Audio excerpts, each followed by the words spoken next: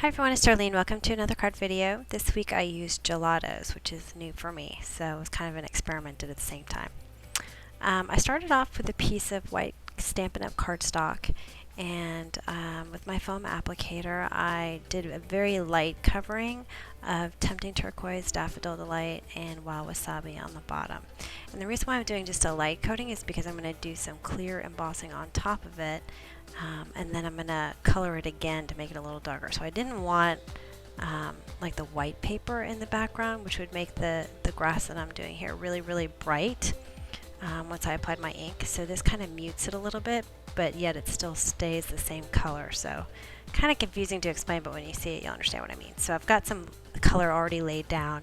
Then I put the clear embossing on top, and then I'm going to heat it to set it.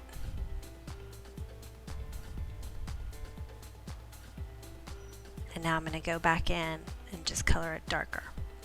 So my grass is going to show up a little bit more, but it's not going to be quite as bright as it would have been if I had done the clear embossing straight onto the white paper.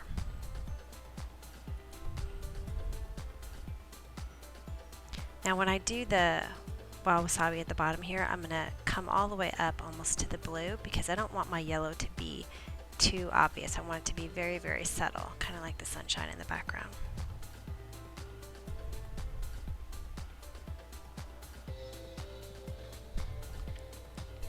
Alright, now I'm going to take my Wash with Flowers stamp set and I'm going to do some black embossing.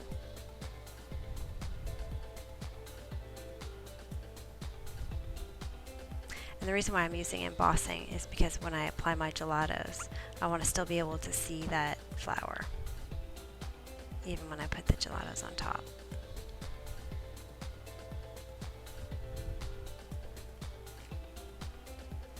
Okay, so I bought this 4-pack, and these are the 3 colors. There's 4 colors altogether, but these 3 are the ones that I use, and they all coordinate.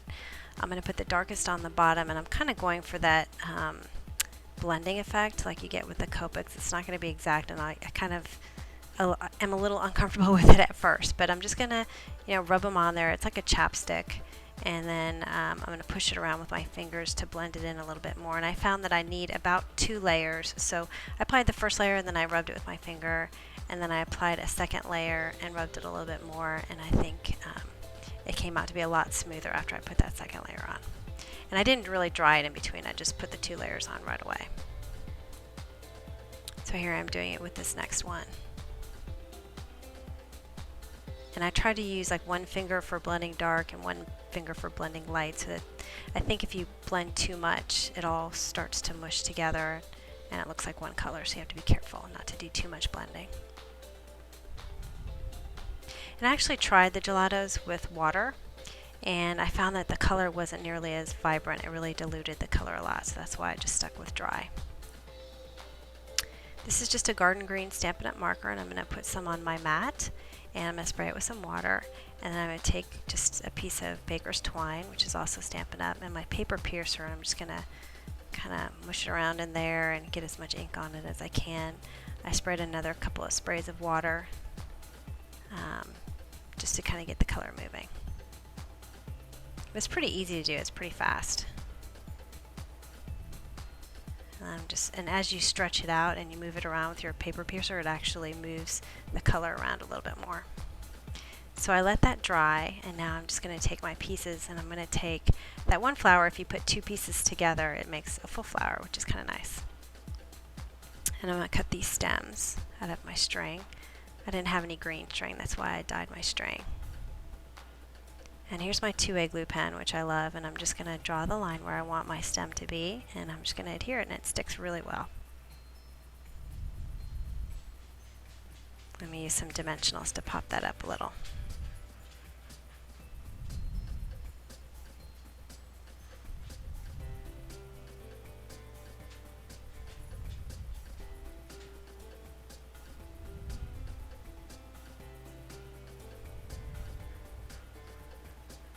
And then I'm just going to repeat this process for all 3 flowers.